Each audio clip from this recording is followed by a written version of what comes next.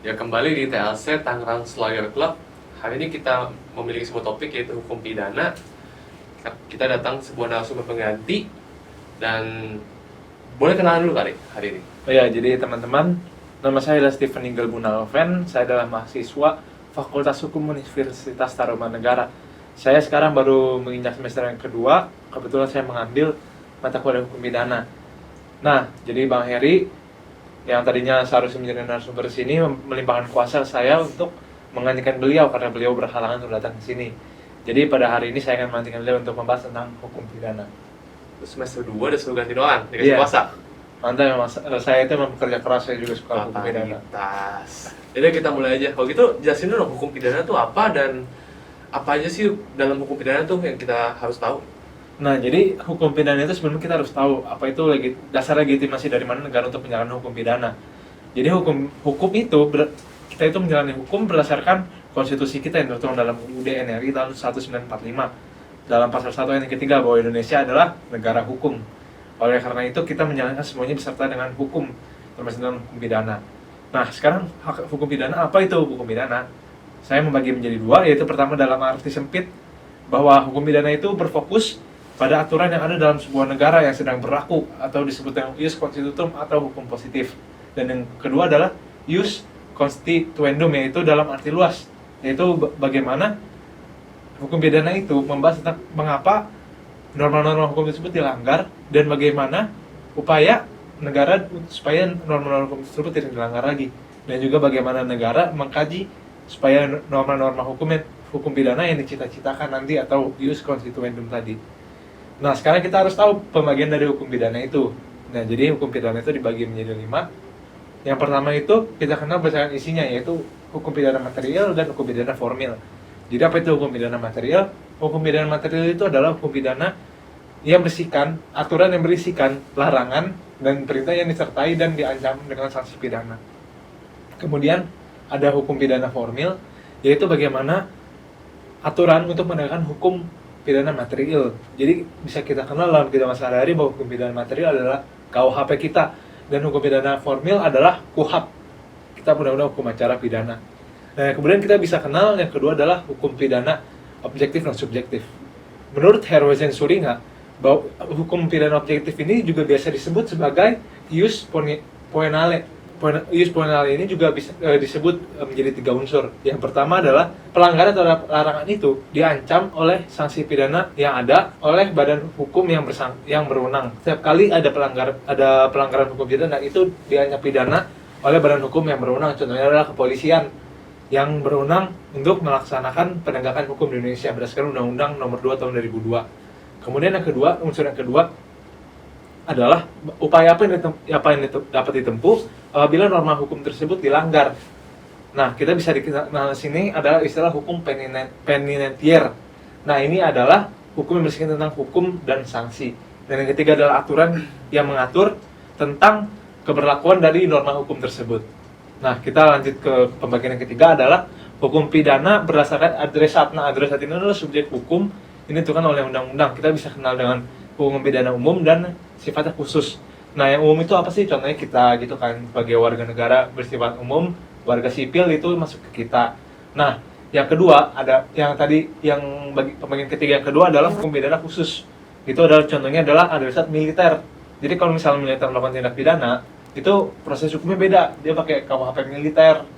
Terus ada hakim militer, jaksa militer, polisi militer, peradilan militer, semuanya khusus berbeda dari kita. Nah, kemudian pembagian yang keempat itu berdasarkan isinya, berdasarkan sumbernya. Nah, sumbernya itu apa sih? Yang pertama itu hukum pidana khusus. Hukum pidana khusus ini yang di luar KUHP. Contohnya ada undang-undang tindak pidana korupsi, undang-undang terorisme, undang-undang TPPU, tindak pidana pencucian uang, itu masuk ke hukum pidana khusus. Nah, habis itu ada hukum pidana umum itu yang masih dalam ruang lingkup KUHP kita, yang diatur dalam KUHP. Nah, kemudian pembagian yang terakhir adalah berdasarkan berlakunya. Nah, kita juga bisa lihat ada hukum pidana nasional. Contohnya KUHP kita itu kan nasional, dia ruang lingkup nasional. Terus ada hukum pidana lokal, contohnya yang tertuang dalam Perda. Perda juga mengandung pidana, begitu. Contohnya adalah Perda Syariah di Aceh, itu juga khusus dan mengandung tindak pidana sendiri. Jadi kalau hukum pidana itu mendalaminya gimana? Nah, jadi kalau misalnya hukum pidana diibaratkan sebagai satu makhluk hidup, maka ada jantungnya. Nah, jantungnya itu apa sih dari hukum pidana? Menurut Bang Heri, yaitu adalah asas legalitas. Nah, asas legalitas itu apa sih? Dia itu tertuang dalam pasal 1 ayat 1 KUHP. Nah, menurut von Feuerbach yang menyatakan ada bahwa nullum delictum nulla poena sine prae via lege, yaitu bahwa tiada suatu perbuatan dapat dipidana kecuali undang-undang menyatakan demikian. Itu adalah asas legalitas. Nah, asas legalitas ini juga diikuti oleh asas lainnya. Ada 4, yaitu pertama asas non retroaktif, yaitu bahwa pembuat undang-undang tidak boleh memperlakukan tentang undang-undang tersebut secara mundur. Kemudian yang kedua adalah asas lex serta, yaitu perbuatan dilarang itu harus dimuat dalam rumusan delik secara jelas-jelasnya. Kemudian ada asas lex scripta, yaitu bahwa hakim tidak boleh menyatakan terdakwa melakukan suatu perbuatan pidana berdasarkan hukum tidak tertulis. Itu adalah lex scripta. Dan terakhir adalah hukum pidana itu dilarang untuk menggunakan analogi karena tidak sesuai dengan undang-undang, dengan ketentuan undang-undang. Nah, kemudian dalam hukum pidana kita juga mengenal yang namanya kesengajaan atau dolus. Kesengajaan ini bisa dibagi menjadi 3, yaitu kesengajaan sebagai maksud atau tujuan atau object as occurred.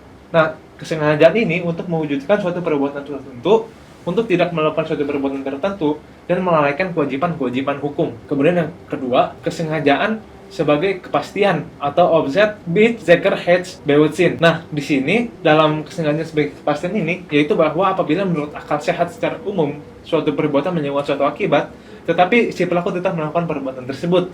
Jadi apabila ada tujuan lain yang tidak ditujunya tetapi ia tetap melakukan, maka unsur ini sudah terpenuhi. Kemudian yang ketiga adalah kesengajaan sebagai kemungkinan atau dolus eventualis atau object bit mogelik head bewussin. Nah, di sini yaitu bahwa apabila seseorang yang melakukan tindak pidana tetapi ada tujuan lain yang tidak dicapainya, ada kemungkinan akibat yang mungkin timbul, tetapi karena besarnya kehendak untuk melakukan suatu perbuatan tersebut itu tetap melakukannya dan akibat tersebut terjadi gitu, maka unsur ini terpenuhi bagi orang tersebut. Nah, kemudian setelah kesengajaan kita juga mengenal namanya kealpaan atau delik culpa. Nah, apa sih culpa ini? Delik culpa ini adalah suatu delik yang salah satu unsur pentingnya adalah kealpaan. Nah, secara umum kealpaan ini dapat dibagi menjadi 2, yaitu kealpaan yang disadari oleh orang tersebut atau beot school. Nah, ini adalah kealpaan yang apabila seseorang melakukan suatu tindak pidana, tapi ia tahu akibat tersebut dan ia berusaha untuk mencegahnya, tapi perbuatan tersebut tetap terjadi, maka unsur ini sudah terpenuhi. Kemudian yang kedua adalah kealpaan yang tidak disadari oleh orang tersebut, yaitu unbewusst school. Nah, jadi kealpaan yang tidak disadari tersebut adalah apabila si pelaku melakukan suatu tindak pidana, tapi ia tidak menyadari akan timbulnya akibat ini, walaupun dalam satu sisi ia seharusnya dapat memperhitungkan secara umum. Nah, maka unsur ini sudah terpenuhi. Nah, kemudian habis dari culpa, kita lanjut ke ajaran kausalitas atau teori kausalitas. Nah, ajaran kausalitas ini apa sih? Secara singkat, kausalitas ini adalah teori sebab akibat. Jadi, penuntut umum itu biasanya dalam suatu rangkaian tindak pidana menyatakan apa sebab apa akibatnya itu berdasarkan teori kausalitas atau ajaran kausalitas ini. Nah, kemudian kita juga mengenal dalam ajaran kausalitas adalah conditio sine qua non, yaitu bahwa satu sebab satu akibat itu merupakan satu kesatuan. Jadi dalam satu rangkaian itu adalah satu rangkaian itu bisa dipisah-pisah. Nah, setelah dari ajaran kausalitas, kita lanjut ke yang terakhir, yaitu penyertaan. Nah, penyertaan ini apa sih? Penyertaan itu dasar hukumnya ada di pasal 55 dan pasal 56 KUHP. Nah, penyertaan ini adalah apabila suatu tindak pidana itu dilakukan lebih dari satu orang. Nah, penyertaan ini bisa dibagi menjadi 2 secara umum, yaitu pernyataan yang dapat berdiri sendiri. Itu contohnya adalah apabila dia melakukan turut serta untuk melakukan satu tindak pidana dan pertanggungjawaban pidananya ini dijatuhkan menurut perbuatannya. Nah, kemudian yang terakhir yaitu penyertaan tidak dapat berdiri sendiri, yaitu orang yang membantu, yang membujuk orang untuk melakukan tindak pidana. Terus tadi kayak pertama tuh ada yang subjektif objektif. Itu yang subjektif tuh apa ya? Kayak objektif tadi udah. Karena kalau subjektif itu apa sih? Jadi subjektif itu adalah hak subjektivitas negara untuk menuntut pidana, melaksanakan pidana dan menjatuhkan pidana. Jadi di sini adalah organ negara yang main di sana, contohnya adalah kejaksaan, kepolisian di sana. Oke. Ada mau tambahkan lagi untuk hukum pidana? Udah cukup menurut saya untuk hari ini, sekian saja. Oke, terima kasih Bung Steven telah mengisi waktu kita sama-sama di Tangerang Lawyer Club. Sampai ketemu di sesi selanjutnya. Salam hukum.